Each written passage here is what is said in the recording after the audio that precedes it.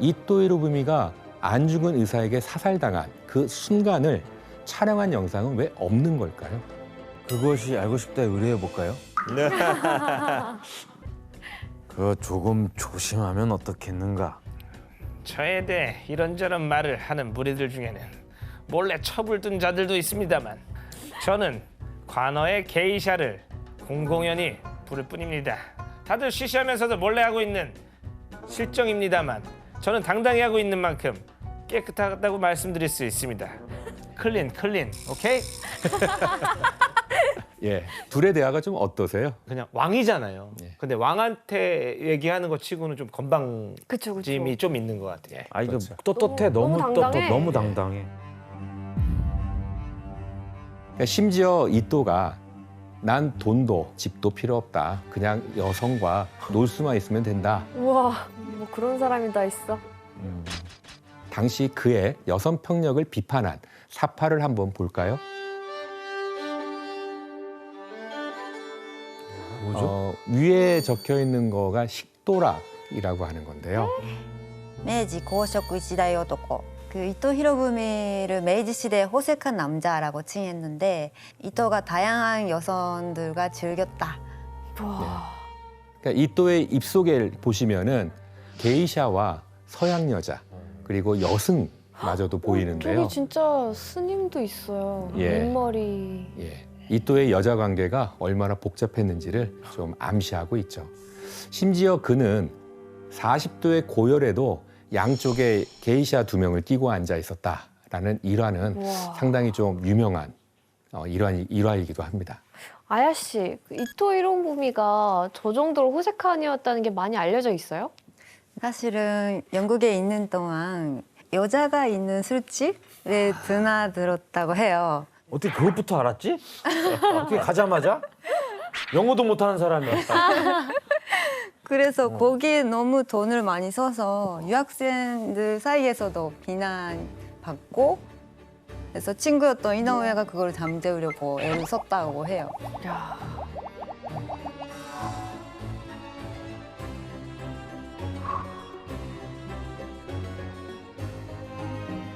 일본에도 정부가 그 약간 유럽 문화 접해야 된다고 무도회를 열었어요, 상류층들에게.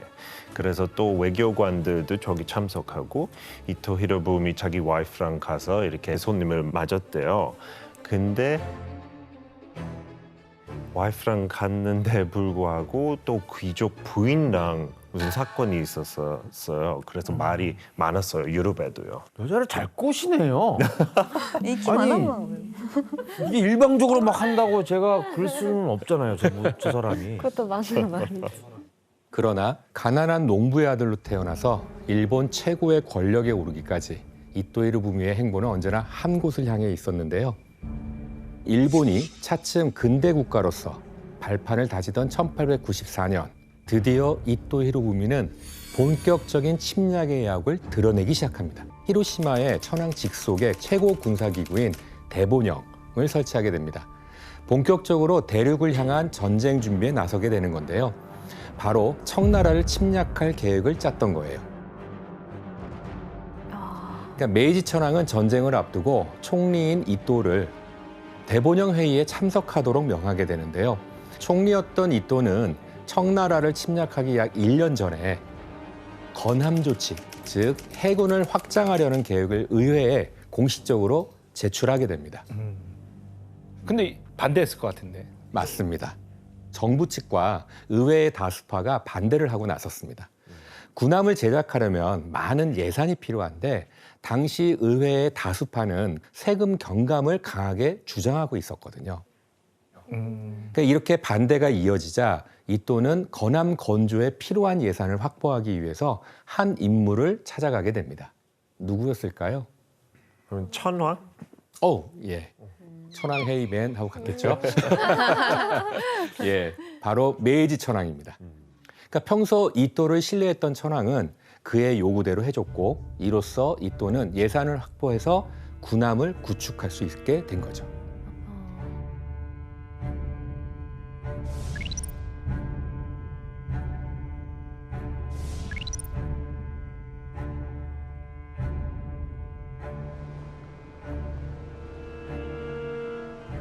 그리고 본격적으로 청나라와 일본의 전쟁이 시작되었을 때 이토가 준비한 군함은 청나라의 자랑이었던 북양 함대를 무너뜨리고 청일 전쟁을 승리로 이끄는데 중요한 열쇠를 쥐게 됩니다.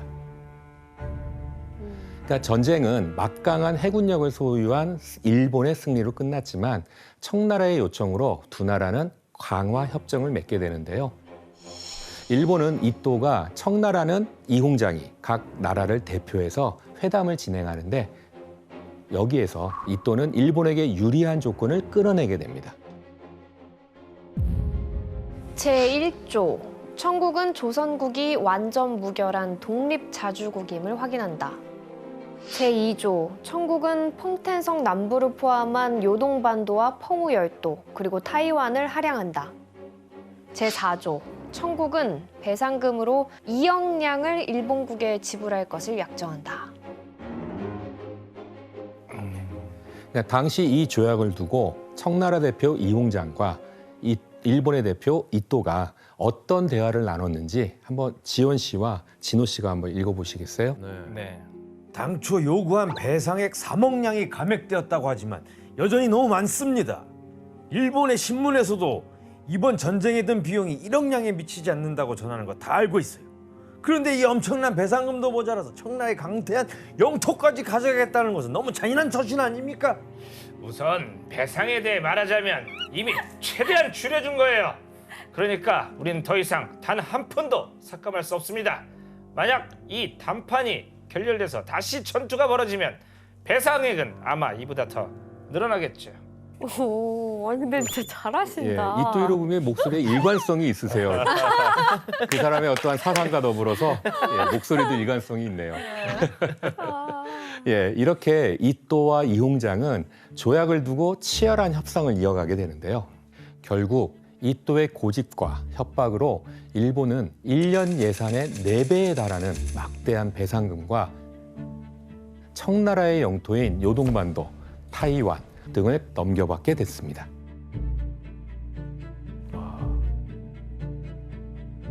그리고 이 모든 공을 인정받은 이토는 대훈이 국화 대수장을 받게 됩니다.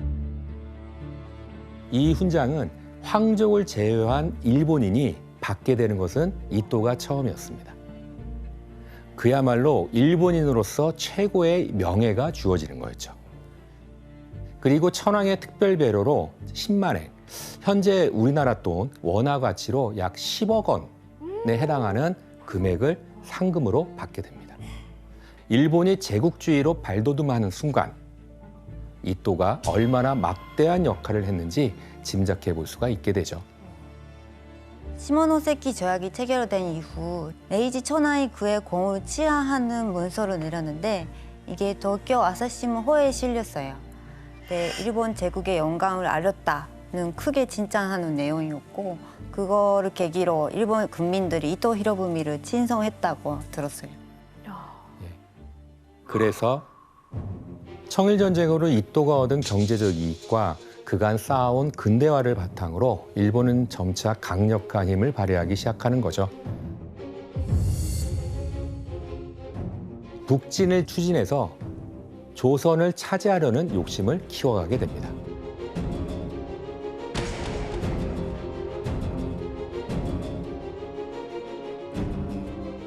근데 사실 이때 러시아도 한반도로 세력을 넓히면서 조선을 호시탐탐 탐내고 있었죠. 이러한 정세 속에 이토는 원로에 자리하고 있었어요. 천황이 임명하는 원로는 전쟁이나 조약, 동맹 체결 등에 관해 일본의 중요한 사안을 좌지우지할 수 있는 최종 결정권자였다고 볼 수가 있어요.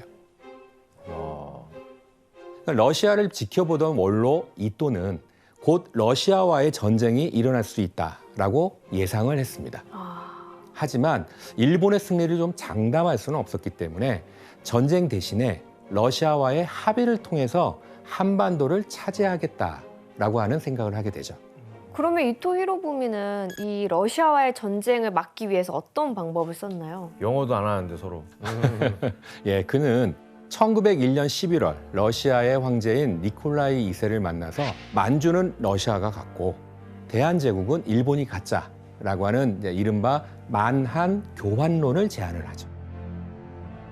이또의 제안에 러시아의 반응은 어땠을까요? 안 아니, 받아들였을 것 같아요. 맞습니다. 러시아는 이미 한반도에서 위치상 우위를 좀 차지하고 있었거든요. 그러니까 러시아와의 협상이 무산된 후 이또는 런던으로 향하게 돼요. 그리고 거기에서 영국 외상을 만나서 영일 동맹에 대한 의견을 나누고 그 분위기를 좀 파악해 봅니다. 근데 이제 순조롭게 회담을 마치고 일본에 돌아온 이또는 뜻하지 않은 상황을 마주하게 되는데요. 바로 영국이 이미 일본 내각과 영일 동맹을 맺었다라는 거예요. 뭐야?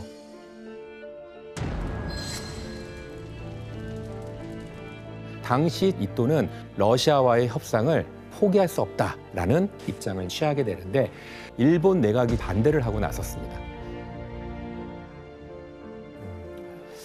근데 사실 이때 영국은 일본이 자신들과 동맹을 협상하면서 러시아와 양다리 협상을 벌이고 있는 건 아닌지 의심하고 있었거든요. 그런데 이또가 러시아와 협상을 벌인 것을 이제 확실하게 알게 됐잖아요. 네. 이거에 자극을 받아서 이또를 제치고 일본 내각이 제안하는 대로 손을 잡게 되는 겁니다. 와.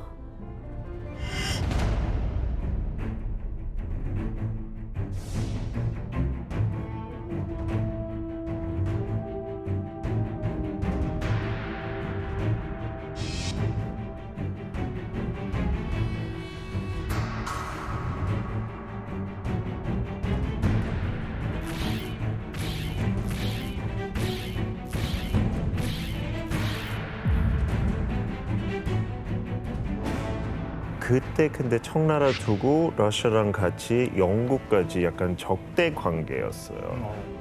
근데 내국에서도 판단한 거 러시아보다 영국이 더 아무래도 좋겠다.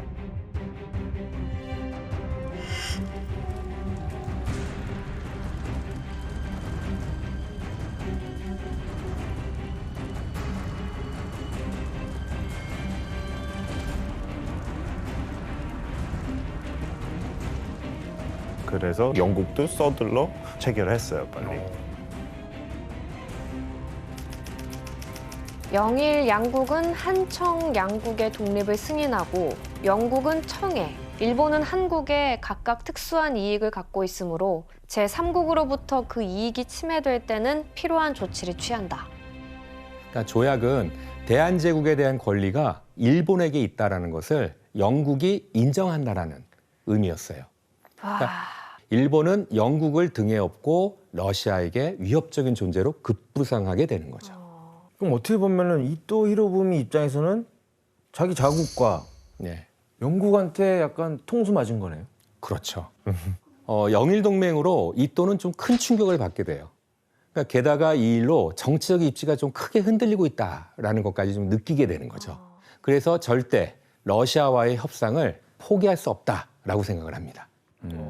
하지만 러시아는 절대로 한반도를 포기할 수 없다라는 입장을 고수하고 있었고 결국에 대한제국을 차지하려는 일본과 러시아 두 나라의 야욕은 결국 전쟁으로 이어지게 되는 거죠. 1904년 2월 5일 일본 해군이 리순과 인천을 기습하면서 마침내 러일 전쟁이 시작되게 됩니다.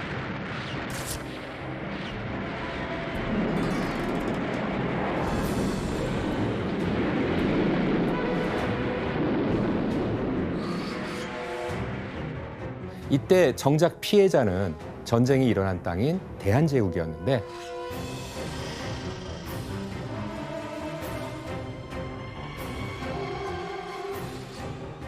당시 영국에 소개된 만평 하나를 보실까요? 네. 일본과 러시아 사이에서 희생자죠? 우리 희생양이죠, 그냥. 네. In a tight place. 곤란한 상황이란 뜻이에요. 예. 이 만평은 영국 풍자 만화 잡지인 펀치에 실린 그림으로 러시아와 일본이 대한제국의 허리를 잡고 서로 밧줄을 조이는 걸 묘사하고 있습니다. 근데 사실 이때 러일 전쟁은 승자도 패자도 없이 전쟁이 마무리되게 됩니다. 사실 전쟁의 양상이 일본이 승기를 잡는 상황이었어요. 하지만 전쟁이 예상 밖으로 길어지게 되면서 미국의 중재하에 중단되게 되는 거예요.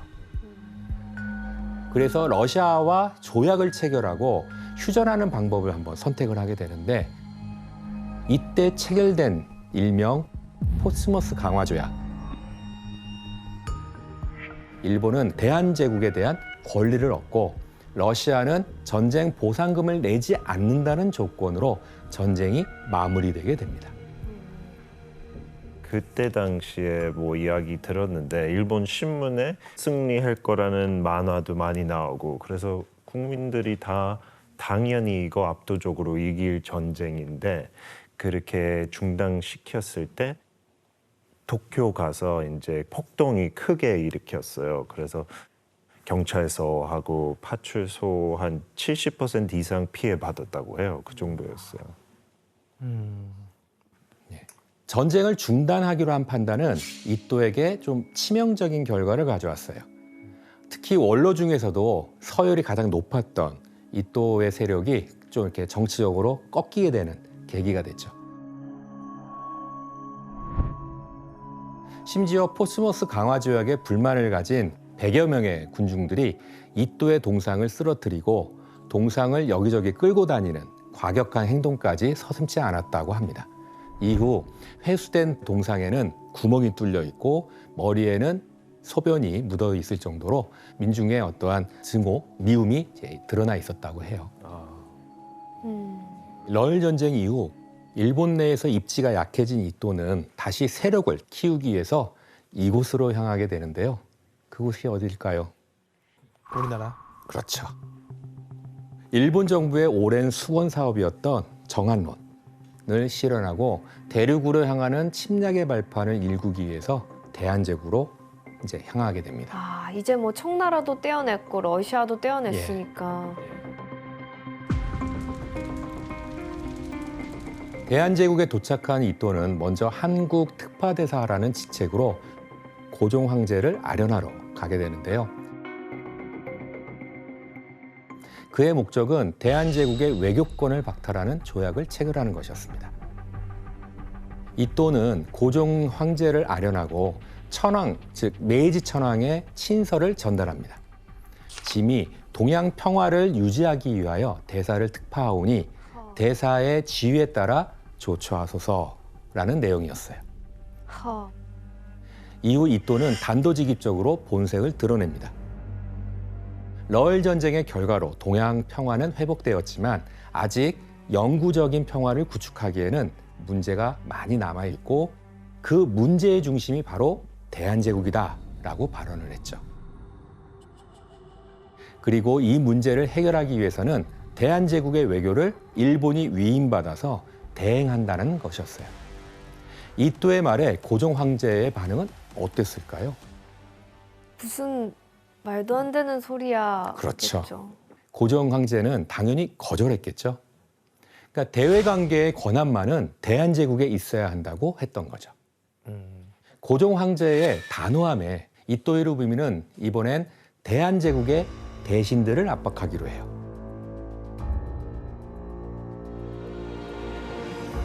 대신들의 합의를 얻어서 외교권을 손에 넣으려는 계산이었던 거죠. 이토는 대한제국의 대신들에게 다수결로 결정하자고 말한 뒤 개개인의 의견을 묻기 시작합니다. 이때 이토의 의견에 찬성한 대신들이 있었는데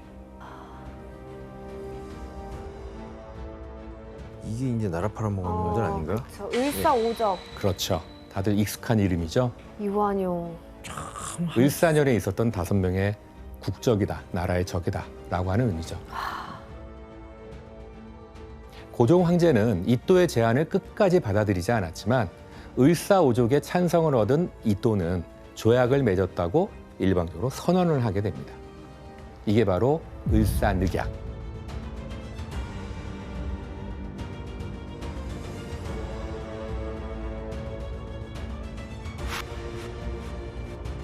이로써 한국의 외교권은 모두 일본에게 넘어가게 됩니다.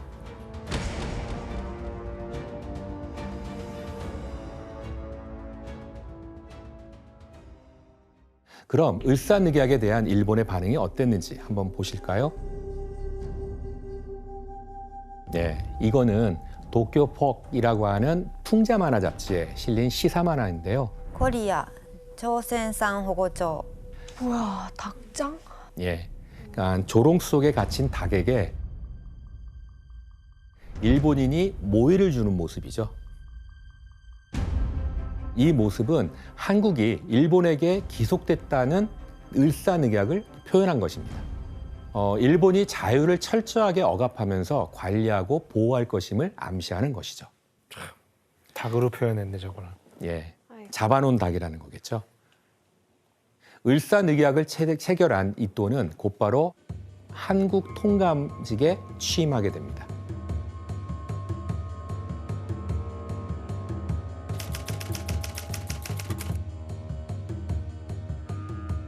히로부미가 그 통감부 들어가자마자 그 통감부 새로 만든 깃발을 이렇게 걸었어요. 근데 보면 딱 제2 일본처럼 그런 느낌 나잖아요. 일본 국기가 코너에 있고. 근데 보면 호주, 뉴질랜드, 피지 그런 국기 깃발 지금 보면 파란색. 이대로예요. 맞아요. 진짜 4분의 1가 영국이고 약간 비슷한 그러네. 느낌 나요. 네, 통감이 된 이토는 대한제국에서 절대적인 권력을 이제 휘두르게 됩니다. 그리고 대한제국을 일본식으로 근대화시키는 작업에 착수하게 되죠. 이토는 특히 여성을 비롯해 다수의 사람들이 교육을 직접 받을 수 있게 만들기도 했고요. 농사 개량, 그리고 도로 정책, 배수 등에 투자해서 농업 생산력을 높이려고도 했어요. 그렇다면 이토는 대체 왜 대한제국의 근대화를 위해 이렇게 힘썼던 것일까요? 자금을 더 잘 수탈해 가려고? 그렇죠. 침략을 위한 발판이자 수탈이 목적이었어요. 다시 말해서 이또의 이러한 근대화 추진과 같은 유화책은 일본의 대한제국 지배를 원활하게 하기 위한 신뢰주의적인 판단이었다고 볼 수가 있는 거죠. 교수님, 이런 이또 히로부미가 그 식민 지배를 위해서 가장 신경 쓴 건 또 뭐가 있을까요? 네, 이또는 겉으로는 대한제국의 발전을 돕는다고 자처하면서도 안으로는 대한제국의 숨통을 조이려고 했죠. 그가 가장 고심한 정치 계략은 황제권을 통제하는 것이었습니다. 즉 고종 황제를 무력화시킬 수 있는 길을 모색하는 것이었거든요. 당시 고종 황제는 끊임없이 밀서와 밀사를 통해 주권 회복을 시도하고 지방에서의 봉기를 후원하고 있었어요. 헤이그에도 특사 파견하고 그랬었잖아요. 맞습니다. 바로 1907년 7월 고종 황제가 네덜란드 헤이그에 특사를 보내서 을사늑약의 불법성을 세계에 폭로하고 대한제국의 주권 회복을 서구 열강에게 호소하려고 했었던 거죠. 이 사실을 알게 된 이또는 헤이그 특사 사건을 빌미로 고종을 황제의 자리에서 밀어내고 대한제국을 직접 통치하고자 해요. 결국 이또의 뜻대로 고종은 대한제국 대신들의 손에 의해서 폐위하게 되고요. 고종 황제의 아들 순종이 황제로 즉위하게 되죠. 결국 그는 대한제국의 마지막 황제가 됩니다.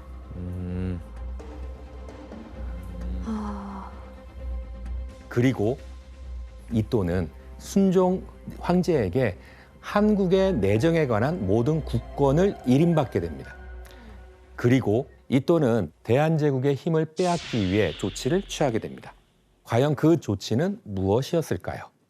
나라를 지키려면 국방력이 중요하니까 군대를 완전 해산시킨다? 정답입니다. 이게 맞아요? 예, 이또가 취한 조치는 대한제국의 군대를 강제로 해산시키는 거였어요.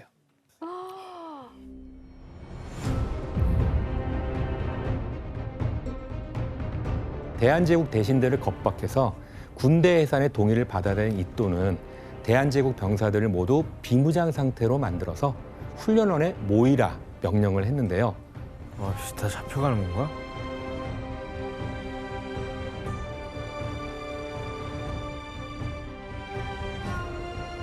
그리고 무장한 일본군이 맨손에 대한제국군을 에워싸고 해산을 일방적으로 통보하게 됐죠. 대한제국군들은 그제야 뒤늦게 사태를 파악하고 거리로 나가서 일본군과 싸우는데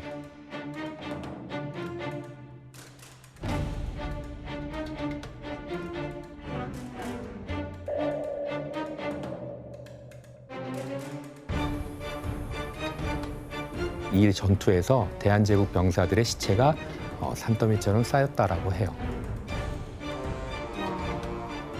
이렇게 이또가 군대를 무력으로 해산시킨 후 대한제국 국민들의 분노는 이제 극에 달하게 되는데요. 저항은 점차 커져서 의병운동으로 이어졌고 곳곳에서 항일운동이 발생하게 됩니다. 이또가 겨울을 보내려고 이제 일본으로 갈 때 황태자 이은도 함께 데려가게 됐는데요. 뭔가 슬퍼 보여. 되게 경직돼 보여요. 예, 조금 긴장하고 있는 것이 예. 좀 보이죠? 이또는 황태자 이은의 스승이다라고 하는 거를 이제 자처하면서 일본어와 군사 지식을 직접 가르쳤어요. 그때부터 이은은 일본 황실의 지도 아래 일본식 계몽 교육을 받게 되는데요. 이때 이은의 나이가 11살에 불과했습니다. 4학년. 예. 그럼 그가 일본에서 어떻게 지냈는지 영상을 한번 볼까요? 영상이요?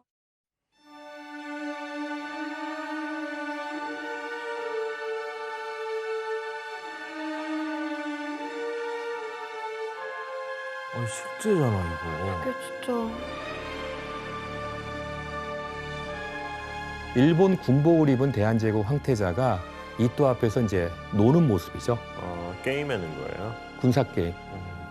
이게 뭐야? 설정이에 진짜 저렇게 노는 거예요? 예. 카메라를 앞에서 하니까 설정이겠지만은 이또는 볼모로 잡은 어린 황태자를 대한제국의 일본인화라고 하는 홍보용으로 내세웠던 것이죠. 근데 이게 먹혔나요? 이런 방법이? 아유, 당연히 먹히지 않았겠죠. 통하지 않았습니다. 네. 이또가 지능적 침략 방법으로 통감의 영향력을 넓혀가는 상황에서도 대한제국 의병들의 무력 투쟁은 이제 계속됐던 거죠. 그래서 이또는 대한제국의 민심을 수습하고 의병을 회유하기 위해서 이번에는 순종 황제를 이용하기로 합니다. 이는 국민들에게 일본을 신뢰하는 것 외에는 다른 길이 없다라는 점을 알리려고 했던 거였죠. 먼저 이또와 순종 황제는 1909년 1월 7일부터 서울에서 이제 출발을 합니다. 그래서 대구, 부산, 마산 등을 이제 방문하는 13일간의 남부 지방의 순행을 떠났어요. 이또와 순종 황제가 이동하는 모습을 찍은 사진인데요. 그런데 이 사진의 공통점이 좀 느껴지시나요? 바로 순종 황제 옆에는 반드시 이또가 있었습니다. 이또는 의도적으로 이런 사진들을 남겨서 순종 황제를 앞세운 선전극을 벌였고 일본의 통감부와 순종 황제가 얼마나 평화롭게 같이 공존을 하고 협력을 하고 있는지 이거를 대내외적으로 선전하려고 했어요. 그리고 스스로 전국 순행 계획을 성공적이었다라고 생각을 하고 있었어요. 하지만 서북부 순행길에서 이또의 생각은 완전히 바뀌게 됩니다. 이또는 순행을 할 당시 대한제국 학생들에게 일장기를 들고 자신을 맞으라고 지시를 이제 별도로 내렸거든요. 그런데 이또가 이제 자리를 떠나자 일장기를 바닥에 던져버리면서 좀 이렇게 저항하는 표시를 했던 거였죠. 지속적인 의병 활동과 국민들의 반감을 직접적으로 경험을 하면서 더 이상의 점진적인 식민지 지배 방법은 좀 불가능에 가깝지 않을까라고 판단하기 시작을 한 거죠. 그러던 1909년 4월 30일 이또는 대한제국을 강제 병합하자는 일본 정부가 세운 항일 병합 방침에 찬성을 하게 돼요.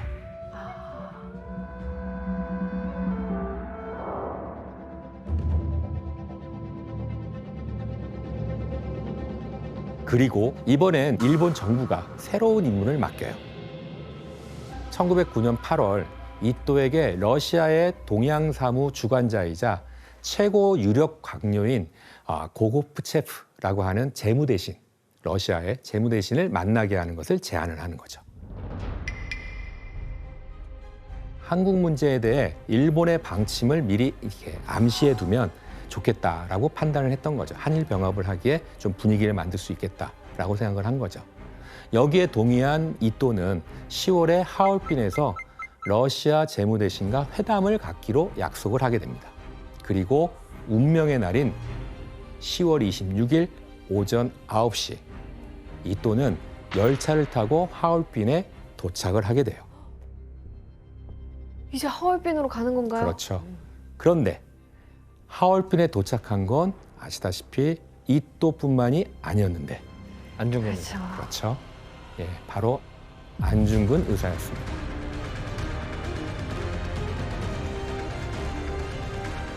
안중근 의사와 하얼빈 거사를 계획했던 우덕순 선생님의 그 회고록에서 당시의 상황을 좀 알 수가 있는데요. 8일 저녁에 안중근이 돌아왔습니다. 그 신문을 내주니 이토의 기사를 읽고 나서는 참말 일어나서는 춤을 덩실덩실 추었습니다. 어떻게 하겠는가 하고 내가 물은즉 가야지. 어디로? 하얼빈으로 가야지. 이렇게 아주 간단하게 즉결되고 말았습니다. 이때 안중근 의사는 한치의 망설임도 없이 하얼빈으로 향했다고 합니다. 와. 그럼 어쨌든 이토 히로부미의 동선을 파악하고 사전 계획들이 다 있었던 거였네요, 이미. 사실은 기본적인 동선에 대해서는 전혀 몰랐어요. 이토는 하얼빈에서 내릴 계획이었지만 당시 안중근 의사는 일도가 하얼빈에서 내릴지 아니면 그 저녁인 체가구역에서 내릴지 조금 이렇게 불분명한 상태였습니다. 알지 못한 상황이었어요. 그래서 의거를 반드시 이루기 위해서 만주 지역을 순방하는 이토가 체가구역에서 내리면은 우덕순 의사가 처단하고 하얼빈역에서 하차하면 안중근 의사가 처단하기로 서로 약속을 했던 거였어요. 그리고 처단한 후에 행동까지 서로 의논을 했었는데요. 다 쏜 다음에는 비겁하게 달아나지 말고 총을 내던지고 그 자리에서 대한만세를 크게 부를 것. 우리들은 서로 아무 관계도 없는 것처럼 꾸밀 것. 또 될 수 있는 대로 생금돼 우리의 정정당당한 이유를 발표하면서 우리나라의 억울한 사정을 여러 외국에 선전할 것. 와, 진짜 멋있다. 나라를 생각하는 이들의 결연한 의지가 좀 느껴지시죠?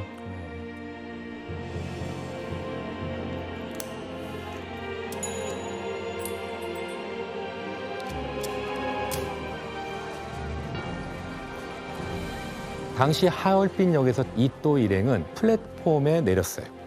그리고 각국의 영사단이 정렬한 곳으로 가서 악수를 나눴습니다. 그런데 이때 세 발의 총성이 울리게 되죠.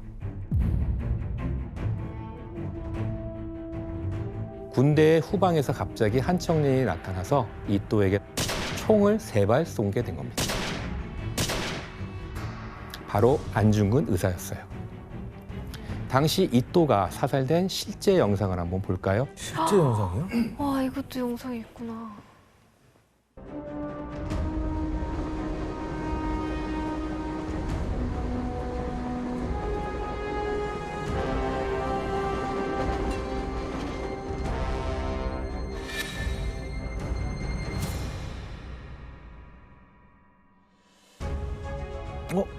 끌려가네. 안중근.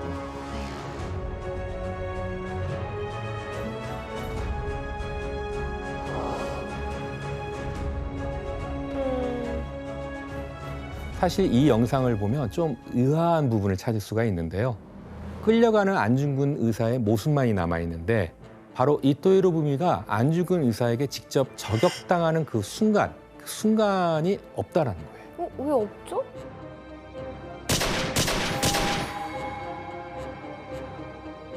이토 히로부미가 안중근 의사에게 사살당한 그 순간을 촬영한 영상은 왜 없는 걸까요? 그것이 알고 싶다 의뢰해 볼까요? 지우지 않았을까요, 일본에서? 그렇죠. 예, 치욕스러워서. 그것 말입니다. 지웠기 때문이겠죠. 왜 굳이 그것만 주었대? 예, 우리가 함께 본 영상은 당시 러시아인 촬영 기사가 이또의 방문을 기념하기 위해서 촬영하고 있었던 영상이에요. 근데 사건이 예기치 않게 벌어지고 일본은 러시아 촬영 기사에게 원본 영상을 구입하게 됩니다. 그리고 그 과정에서 일본과 계약을 맺었는데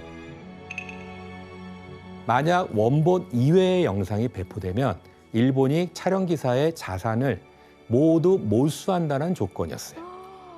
결국 안중근 의사의 이또 사살 장면은 일본 측에 의해서 공개되지 않았던 거죠. 근데 그 영상을 촬영한 기사가 러시아 출신이었잖아요. 그래서 러시아에도 이거 보여줬대요. 공개한 건데 그것도 세세하게 러시아 신문에 묘사했어요. 근데 그 이후에 또 그 영상 아마 복사본이겠죠. 어디 있는지 전혀 모르는 상태예요. 네. 그러면은 일본은 뭔가 감추려고 저런 행동을 하는 건가요? 네, 맞습니다. 일본은 한국의 저항이 외부에 노출되는 것에 대해서 극도로 좀 우려를 했던 것이라고 생각이 돼요. 그러니까 대외적으로 한국인이 원해서 그리고 수능적으로 통감부를 설치했고 자발적으로 그리고 외부의 눈을 의식해서 모든 과정을 조약이라고 하는 형태를 통해서 이뤄나가고 있었거든요. 그러니까 이또를 한국인이 죽였다는 게 외부에 알려지게 되면 바로 한국인들이 저항하고 있다는 증거가 되잖아요. 그러니까 네, 그러니까 국제사회 여론을 피하려고 한 그렇죠. 거네요. 그러니까 이또의 사살 장면이 사라진 거는 바로 이런 일본의 속내가 이제 암암리에 존재했다라고 하는 거를 알 수 있는 거라 볼 수 있습니다. 이제 이해가 되네. 네. 근데 심지어 후대에는 안중근 의사의 하얼빈 의거에 관한 음모론까지도 등장하게 돼요. 음모론의 핵심은 안중근이 이또 히로부미를 쏜 게 아니라 제2의 저격수가 있었다라는 것이었죠. 그러니까 대체 왜 이런 말이 나오게 되는 걸까요? 이 음모론은 이또의 수행원 중 한 명이 안중근 의사가 아닌 다른 사람이 총을 쏜 것 같다라고 증언하면서 시작됐어요. 그런데 이 수행원은 당시 이또의 사살 현장에서 좀 멀리 떨어진 상태에서 현장을 제대로 볼 수 없는 상황이었거든요. 그리고 또 이 수행원은 총알을 쏜 곳이 건물 위라고도 이렇게 주장하기도 했는데 먼저 한번 당시에 이또의 부검 소견서를 한번 볼까요? 네. 현재 밝혀진 이또의 부검 소견서를 보면은 총알의 궤도가 수평으로 되어 있습니다. 정면에서. 그렇죠. 위에서 쏜 건 아니네요, 확실히. 예, 그거는 바로 근접한 위치에서 쏴야지만 나오는 모양새가 되는 거죠. 결국 위에서 누군가가 쐈다는 증거도 근거 없는 말이라고 할 수가 있습니다. 이렇게 다양한 음모론이 제기된 이 사살 사건에서 정확한 사실은 뭐 우리가 알고 있듯이 안중근 의사는 의거에 성공했고 이또는 그로 인해서 사망했다라고 하는 것이죠. 이또는 총에 맞은 즉시 둘러싸여 열차 안으로 옮겨졌고 이후 응급처치를 받았지만 폐를 관통한 총알이 치명상이 돼서 오전 10시에 사망하게 됩니다. 그의 죽음은 당시 서양에서도 큰 이슈가 됐는데요. 이또에 대한 기사를 한번 볼까요? 이 기사는 이또가 죽은 후 미국의 뉴욕 타임즈에 실린 그에 대한 평가인데요. Japan mourns for Ito. He was idolized by the masses as the great counselor of the elder statesman, the creator of the cabinet, and the friend of the emperor himself. 예, 이또를 의회의 창시자, 대중들의 우상으로 표현한 뉴욕 타임즈의 기사에서 이미 그가 동양의 유력한 정치인으로 이름이 알려져 있었다라고 하는 것을 좀 알 수가 있게 되겠죠.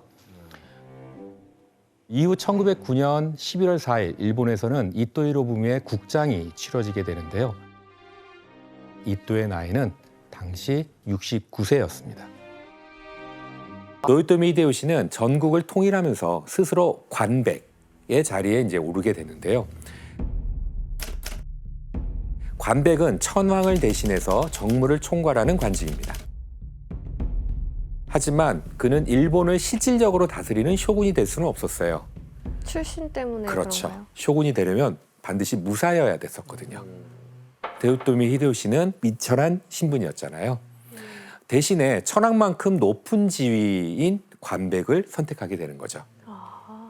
그리고 이때 도요토미 히데요시는 이곳 오사카를 통해서 새로운 목표를 제시하게 돼요.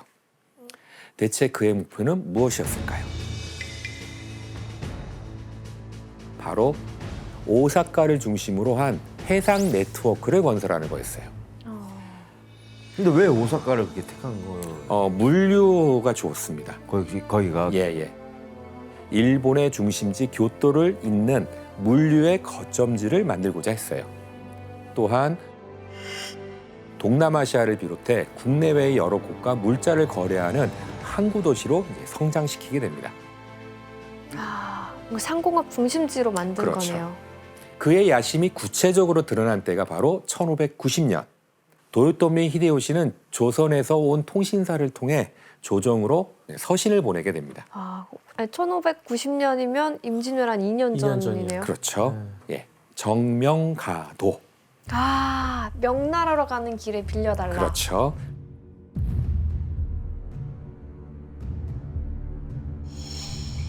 조선은 일본에 복속하고 명나라를 칠 때 길 안내를 하라는 그러한 내용이었어요.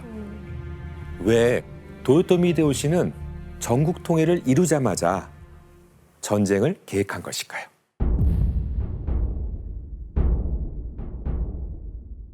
우선 첫 번째 하나는 전국 통일 후 새로운 땅이 필요해진 영주들을 달래줄 땅이 필요했다라고 하는 겁니다. 그 조선과 명나라에서 구하려고 땅을 했던 얻어서 건가요? 나눠준다라는 거죠.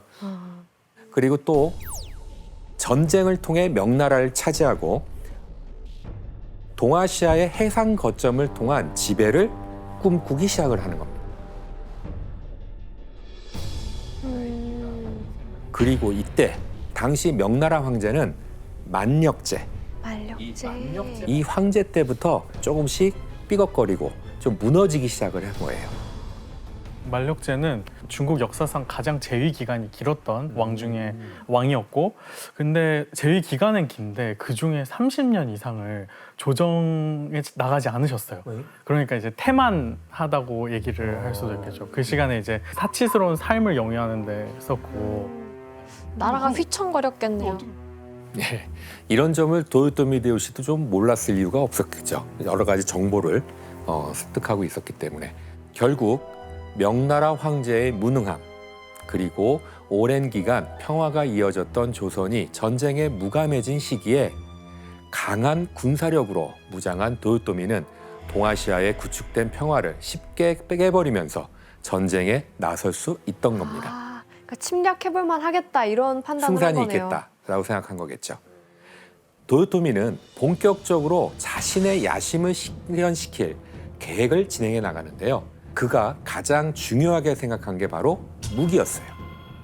전쟁 6년 전부터 방대한 선박을 이제 건조하는 계획을 세웠고요.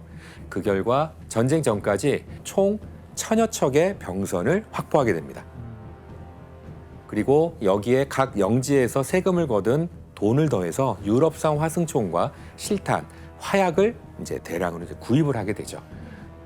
화승총은 점점 발달해서 과거 오다 노부나가가 운영했던 화승총 부대보다 발사했을 때 유효 사거리가 100에서 200m나 이렇게 멀어지게 됩니다.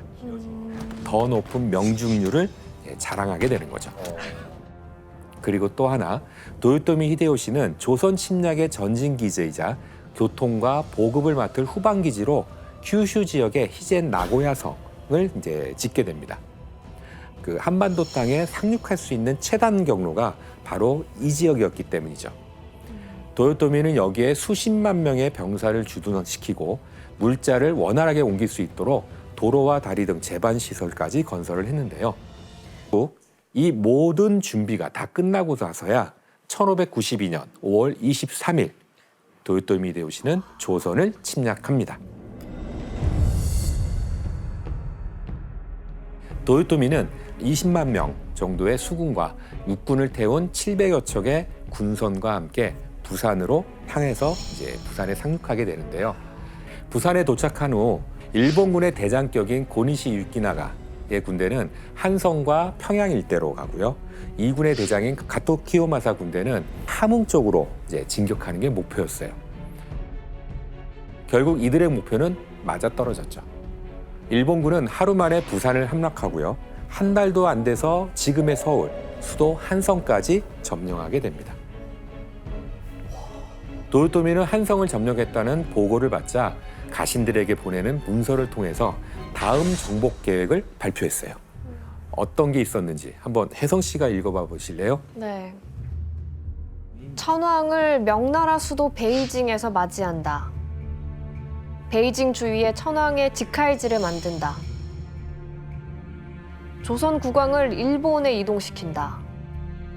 일본은 황족이 다스리게 한다. 모든 영주들에게는 포상으로 많은 토지를 하사한다. 도요토미 히데요시는 명나라의 닝보에 주거를 마련한다. 인도 정복에 착수한다. 헉, 인도까지 생각을 했어요? 예, 당시로서는 이제 불교 이게 영향이 있어서 인도가 세계 끝 같은 느낌. 그래서 중국에 이어서 인도 정복을 하는 꿈까지 꾸게 되는 거죠.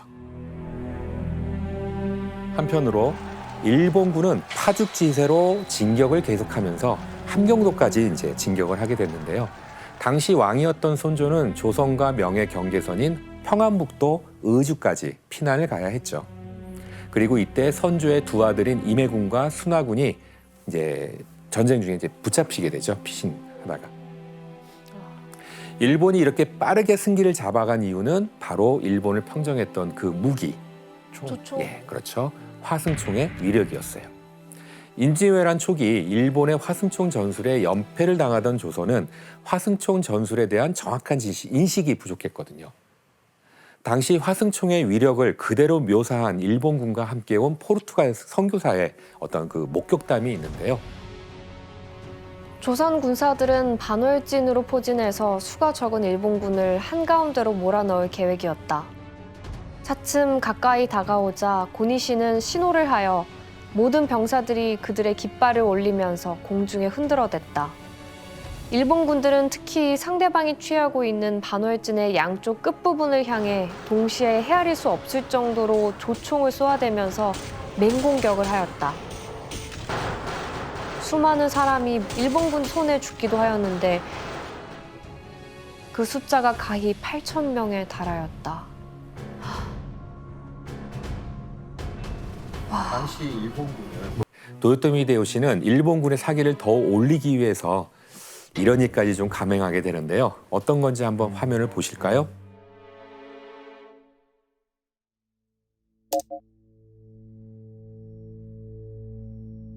이게 뭘로 보이세요? 우선 뭐 글씨가 못 알아보겠죠. 이건 일본에서 발행했던 코 영수증입니다. 코를 왜 모아? 누가 모아? 도요토미 히데요시는 조선인을 뵌 숫자에 따라서 포상을 하겠다고 이제 선언을 했죠. 일본군은 처음에 머리를 잘라서 증명하고자 했었는데 사실 이게 또 이렇게 말하면 그렇지만 무겁잖아요. 그러다 보니까 머리 대신에 이제 귀를 자르기 시작했어요.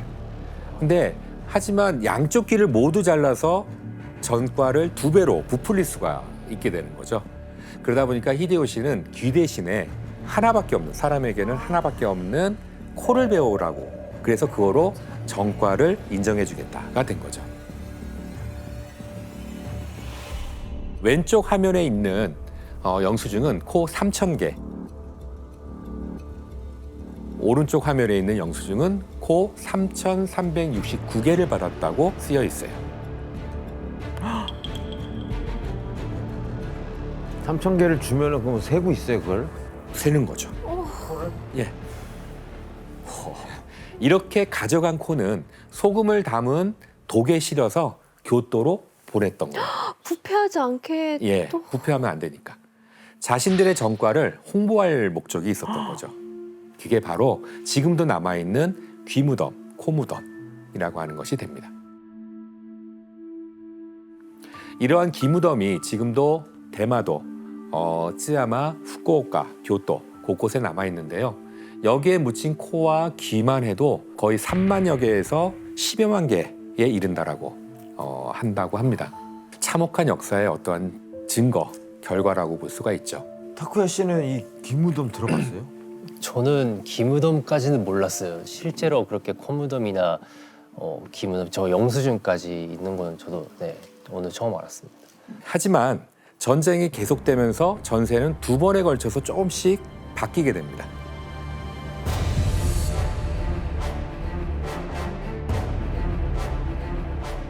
다들 누군지 아시죠? 그럼요. 예, 바로 충무공 이순신 장군입니다. 육지에서 연패한다는 소식을 듣고 그리고 백성들의 신음소리가 들릴 때 해상에서는 이순신 장군이 지휘하는 조선 수군이 옥포해전을 시작으로 일본 해군을 격파하면서 연전연승을 올리고 있었죠.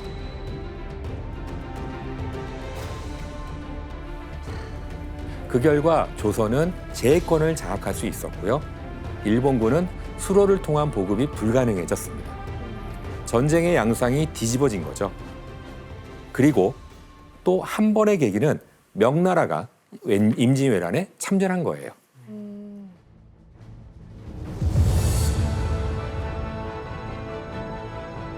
명나라의 황제 만력제는 대신들의 반대에도 불구하고 조선에 10만여 명의 대군을 보내게 합니다. 어디로 왔는지 한번 지도를 볼까요?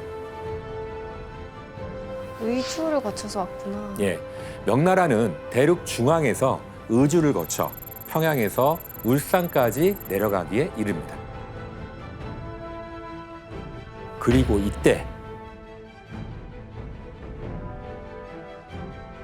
명나라 군대에 일본군을 떨게 한 일명 해귀라고 부르는 일도 등장하게 되는데요.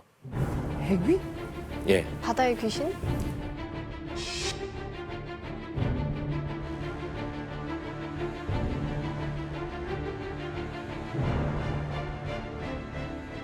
그들은 바다를 잠수해서 일본의 괴를 공격하는 마치 지금의 UDT 용어와 같은 국제 용병들이었어요. 국제용병이 그때 있었다고요? 예, 국적이 그럼 어디요? 그들 대부분이 포르투갈. 포르투갈요? 예. 이들은 대부분 포르투갈인들이 아프리카에서 데려온 노예였습니다. 당시 중국 명나라는 포르투갈과의 교역을 통해서 돈을 주고 포르투갈 노예 용병을 사서 부리기도 했거든요.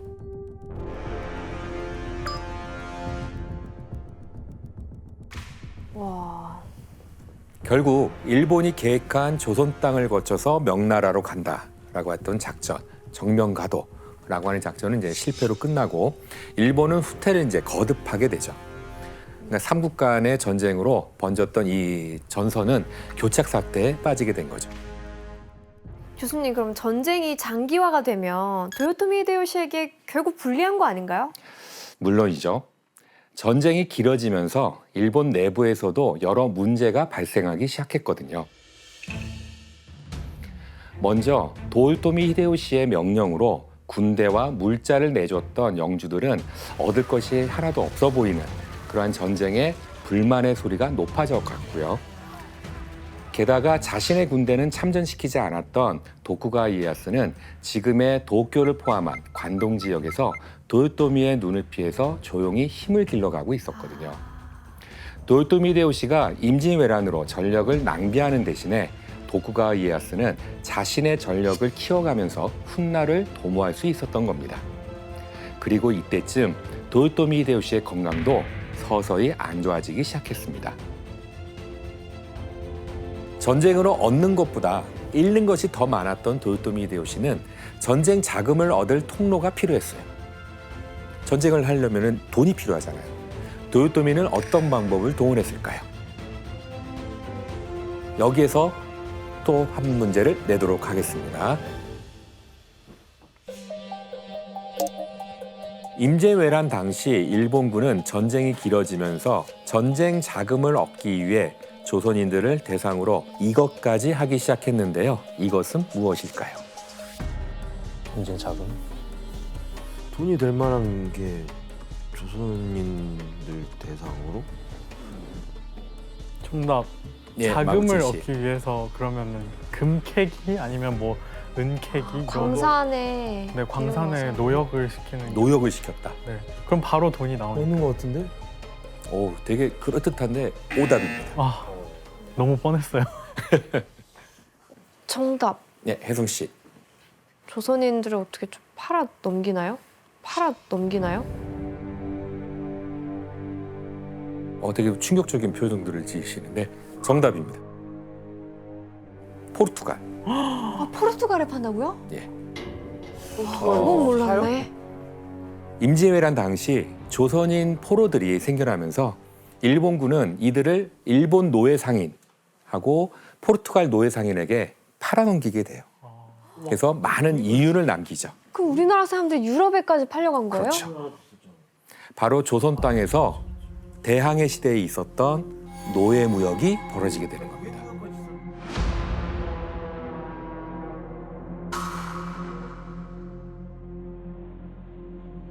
저번에 영국의 노예무역에 대해서 배웠는데 우리나라가 그런 노예무역에 연루돼 있을 거라고는 예, 생각을 피해자가 못한 것 같아요. 된 거죠. 특히 포르투갈 노예 상인들의 사주를 받은 일본군은 조선인 납치를 일확천금의 기회로 생각하고서 화승총이나 비단을 건네어 받고 조선인들을 무작위로 잡아서 팔아 넘겼던 거죠. 그러니까 저는 저 임진왜란 때 일본으로 끌려간 사람들이 있다는 건 알았지만 유럽까지 이렇게 팔려간 거는 처음 들었어요. 이렇게 끌려간 조선인만 해도 약 10만여 명으로 이제 알려져 있어요. 이들이 끌려가는 모습에 대한 참혹한 실상이 기록으로 남아 있는데요. 혜성 씨가 한번 읽어봐 주실래요? 네. 11월 19일 울산에는 일본에서 건너온 노예 상인들이 있었는데 이들은 본진의 뒤를 따라다니면서 남녀노소를 가리지 않고 돈을 주고 사서 줄로 목을 묶어 오리처럼 몰고 앞으로 가는데 잘 걷지 못하면 몽둥이로 패면서 몰아세우거나 뛰게 하였다. 당시 전쟁으로 고통받는 것도 모자라서 노예로 끌려가는 조선인들의 마음이 어땠을지 좀 짐작이 가죠. 포르투갈인들은 중개무역의 거점인 마카오와 일본 나가사키를 통해서 조선인들을 노예로 서양에 팔아넘긴 거예요. 그렇게 팔려간 조선인들은 다시 이제 고향으로 다시는 돌아오지 못하게 됩니다. 그러면 전쟁을 하면서 왜 이런 일까지 벌어진 거죠? 예, 전쟁이 예상보다 도요토미 히데요시가 길어져서? 생각했던 것보다 예상보다 좀 길어진 거죠. 그러니까 일본도 사실 계속 강화 조약을 맺어서 전쟁을 빨리 좀 마무리 짓고 싶어 했어요. 하지만 도요토미와 명나라가 내민 강화 조약의 조건이 너무도 달라서 이게 난항을 겪게 되는데요.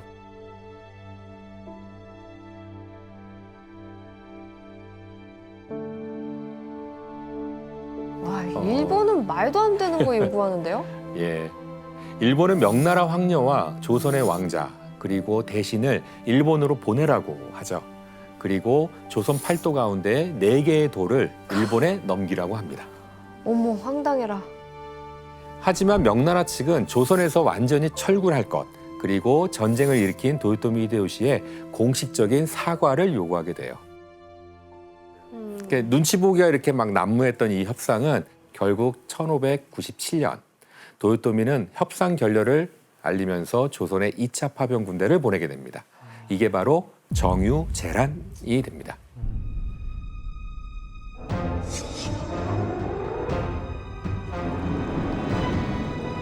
하지만 일본군은 이미 1592년 첫 전쟁의 기세와는 전혀 다른 모습이었어요.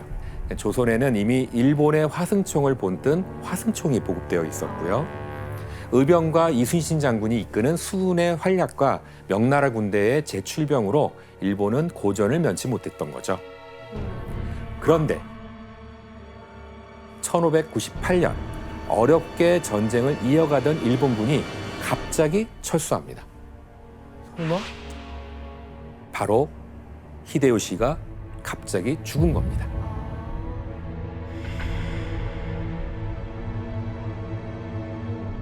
그의 갑작스러운 죽음에 대해 매독, 결핵, 암 독살설, 뭐 여러 가지 그 썰들이 존재합니다만은 사실 아직까지 아무것도 밝혀진 게 없어요.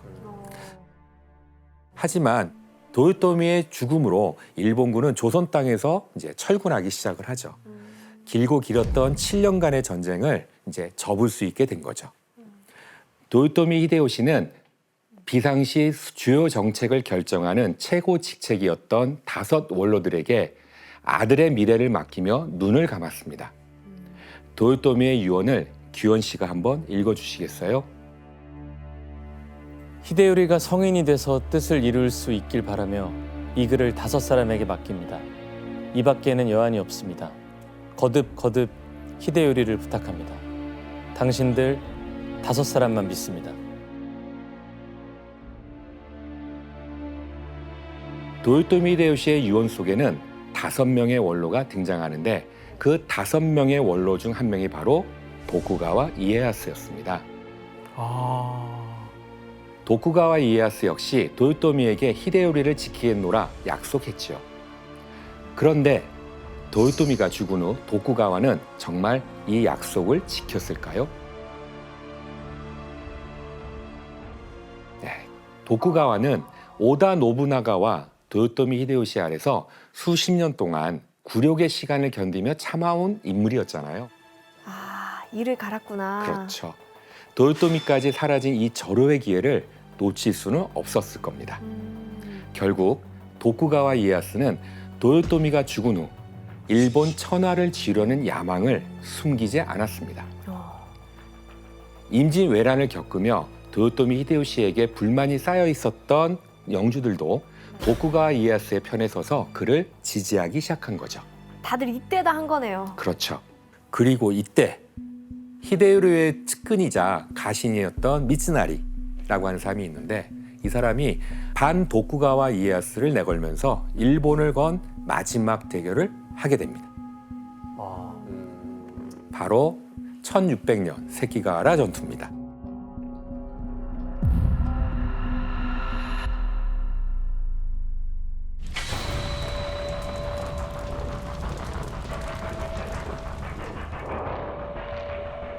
규모가 되게 컸던 것 같네요. 그렇죠. 그림을 보면 빨간색 끼는 도쿠가와 진영, 파란색 끼는 미츠나리 진영입니다. 이때 도쿠가와 측의 병력은 약 7만 5천 명. 히데요리를 지지하는 미츠나리 측의 병력은 약 8만 명 이상이었습니다. 마지막 전투가 벌어진 세키가하라라고 하는 지역은 고대부터 교통의 요지이자 군사적 요충지로 유명한 곳인데 바로 이제 산에 둘러싸여 있는 평원지대였습니다. 도쿠가와는 병력을 나누어서 미츠나리 군대를 양쪽에서 포위할 계획을 세웠죠. 미츠나리 역시 도쿠가와를 칠 계획을 세웠고요. 그 계획이란 산으로 둘러싸인 세키가하라에서 대기하다가 도쿠가와 군대를 코앞까지 끌어들여서 사방에서 한꺼번에 공격하겠다는 거였습니다.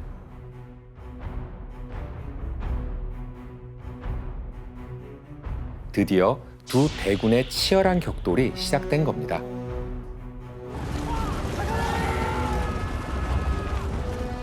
전국을 통일한 일본의 주도권을 두고 마지막 결전을 펼치게 되는 거죠.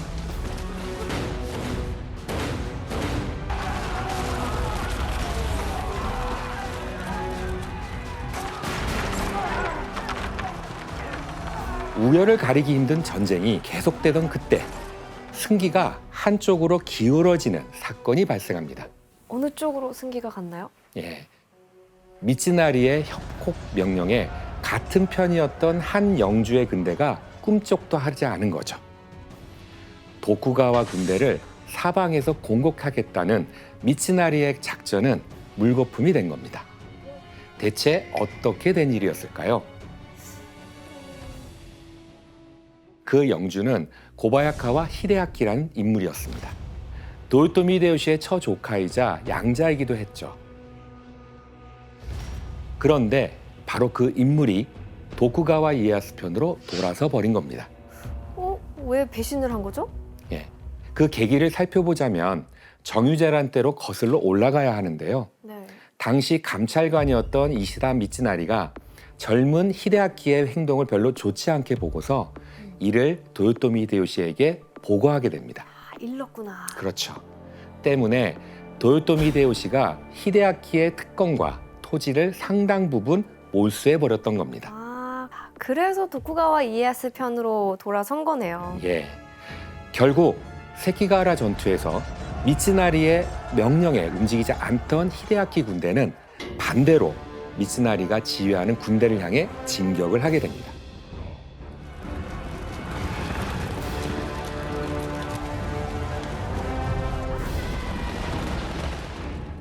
전투의 판도는 이때부터 완전히 뒤바뀌게 되는데요. 순식간에 미츠나리의 군대가 몰리면서 함께 싸워야 할 다른 영주들마저 진격을 포기해버렸던 것이죠. 조선과의 전쟁에서 수하했던 유능한 장수들을 많이 잃어버린 영주들로서는 전쟁을 계속해봤자 특별한 득이 없다고 판단하게 된 거죠. 이 전투는 결국 도쿠가와 이에야스 군대의 완벽한 승리로 끝이 납니다. 이제 도쿠가와 이에야스의 시대가 시작된 겁니다.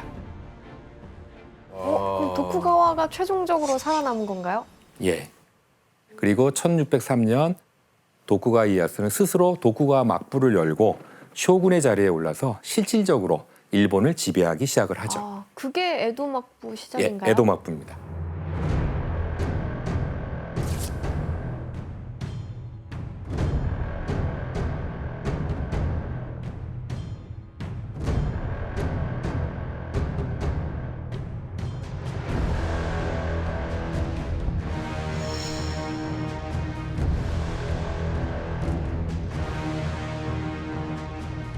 이렇게 도요토미 히데요시 가문이 멸망을 하게 되는 건가요?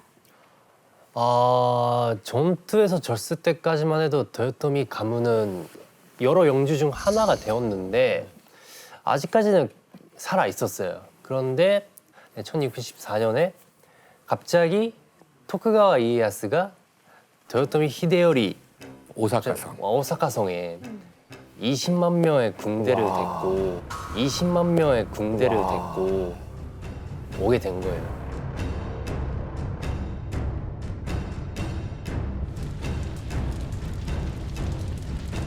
도요토미 히데요리 쪽은 그 전투에서 지게 되고 이제 그 가문까지 없어지고 말았죠. 도쿠가와 이에야스는 전쟁과 내전으로 지친 민습을 수습하기 위한 방법으로 전후 처리에 이제 집중하게 됩니다. 100여 년간의 긴 내전을 치르고 임진왜란과 정유재란을 일으켰던 일본은 이후 260여 년간 외국에 대한 침략 전쟁을 치르지 않게 되죠. 이전과 다른 평화의 시대가 일본에는 도래하게 된 거죠.